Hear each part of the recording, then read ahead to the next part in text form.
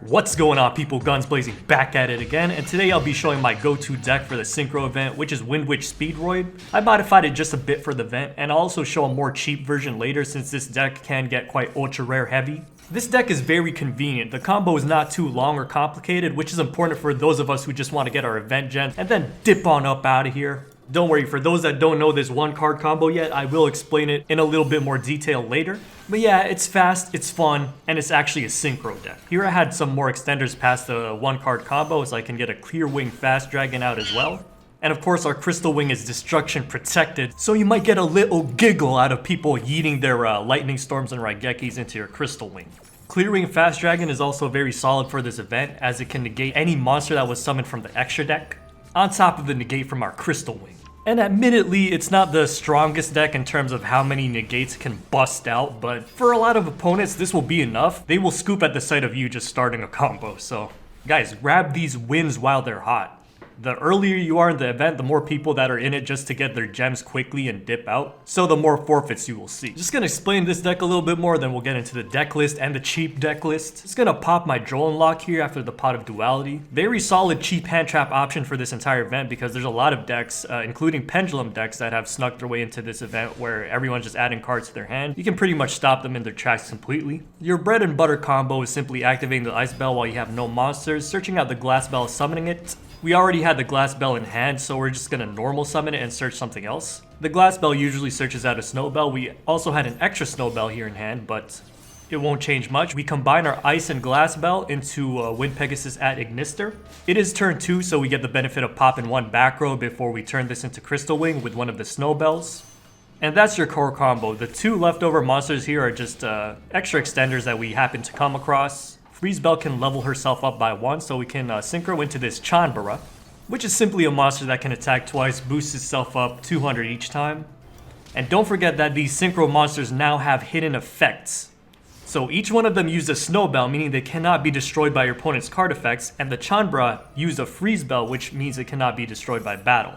So I'm gonna pop this Maxx here, because this boy is about to pendulum summon some stuff. He's gonna go ahead, enter his battle phase, try to swing over the Chanbara. It gets an attack boost, and it cannot be destroyed by battle, as we mentioned. Again, because of the effect of the Freeze Bell, which, let's be real, people aren't reading, and if they do read, they're not gonna go and read a card in the graveyard. I am running Desires in this deck. There's no real fear of banishing any important monsters because we are running multiple copies of our key monsters here. Pot of Prosperity would also be good with this deck, but the problem is it's actually banned for this event for some reason. Wynn the Wind Chandler is usually used to search out your Ice Bell for the opening, but it's pretty flexible. On turns like this, you can use it to pick up an extender, which is what I did, or even a hand trap like Droll. This Windwitch Synchro is going to hit him for a little burn, plus one card destroy on top of it, and he's out. Anyways, here's the deck list, and I did gear it more towards being very first turn heavy, although it can definitely go turn 2 and shut down the opponent with the plethora of hand traps that we are running. The reason though, being transparent here, is that there are a lot of players playing the loner decks right now. What ends up happening is since it's the first day of the event and it's their first time playing the deck, they end up taking so long because they're literally learning the deck and reading every card as they're playing it, which is not necessarily their fault because they can't practice it if they don't own the cards. But personally, I'll just give them a win because I don't have the time to put up with their 10-minute turn 1. So that's the game plan pretty much. If you're trying to rush this event, I finished it in an hour and a half, got everything that I wanted. And I know some people will be mad and say that, yeah, you're the type of people that turns this into Scoop Festival. But honestly, it's a problem that will get better over time because those people that are not really interested in the Synchro event will eventually just get the gems that they want and they'll get it fast. And then the people that are actually interested in the event and won't scoop every duel will stick around. You'll just have to wait a few days for that. Anyways, let's just talk a little bit about the cards that weren't shown in the duels. Don't be intimidated too much by the full extra deck, by the way.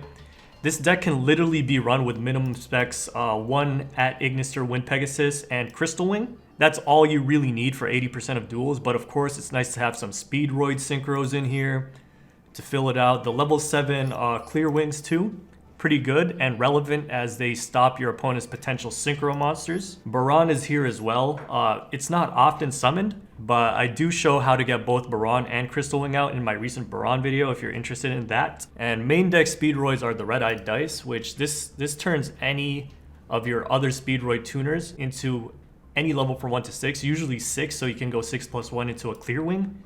Terrortop is a backup starter in case you don't grab Ice Bell somehow. Pot and Wynn are here to give you that consistency, hopefully get you that ice belt to start you off. And usually you can also run Pot of Prosperity, but the weird thing about this event is it's actually banned.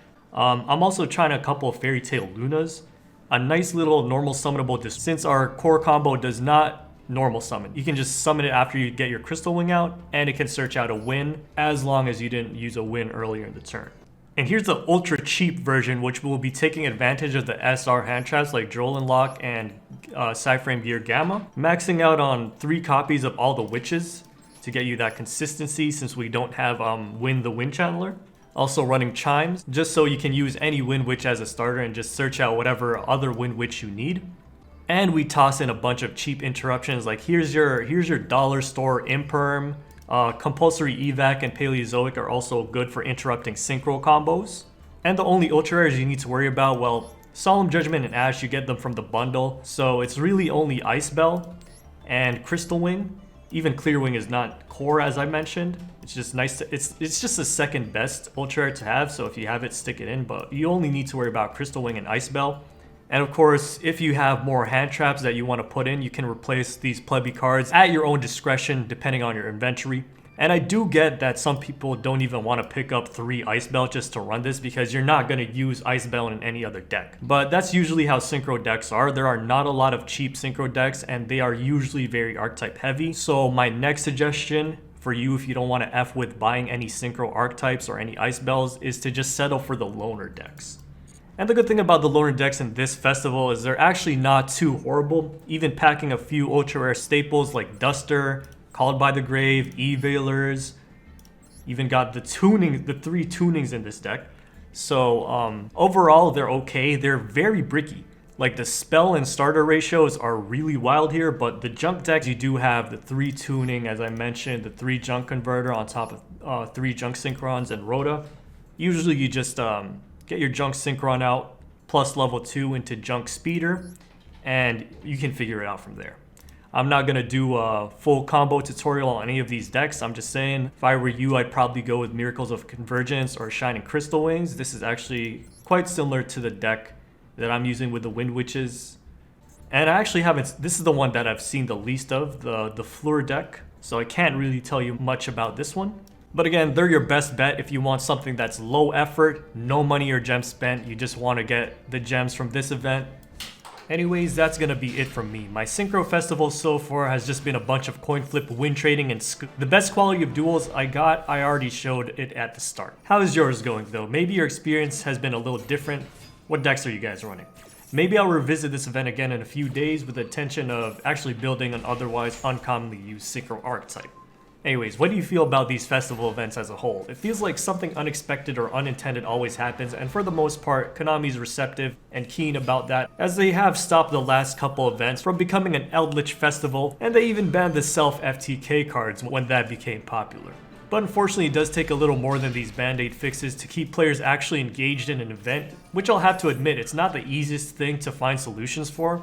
And all in all, I'm fine with events for the most part, as at least they do provide a nice source of gem income and it's not too time consuming, plus you get to play in a different format even if it's very brief.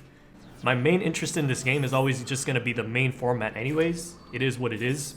Anyways, will be interesting to see how Konami handles different events in the future and if they'll find a way to spice things up somehow or do things differently. Also wondering what happens when they're finished with like Fusion Festival, Pans, Link Festival, etc. GOAT format and era festivals, I'd actually be excited for. Hoping to see something like that. But that's all my thoughts for today. Have yourselves a good one, and this is Guns Blazing, scooping out.